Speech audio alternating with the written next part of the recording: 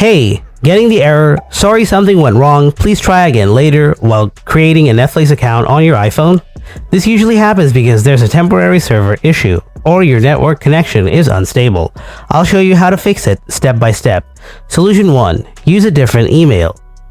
Sometimes Netflix mistakenly assumes your Gmail account is already associated with Netflix, so in that case your email may not work. Try another email instead. If you see that you can create an account with the other email, it will mean that the problem was with your email. If you see that the new email does not work either, the issue is likely in the server or app. So try these solutions. Solution 2. Offload Netflix app.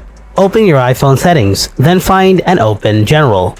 Now go to iPhone Storage, find the Netflix app from here and tap on it. Tap Offload app. Then tap Reinstall. See if that fixes the problem. If you're facing this problem on your browser, you can offload your browser as well. Solution 3. Check Netflix servers. Go to a browser, type Down Detector Netflix. Open the first link. So here you can check if there have been any recent server outages on Netflix. If you see something, then wait a day or two before trying to sign up again. Hopefully the problem will be fixed.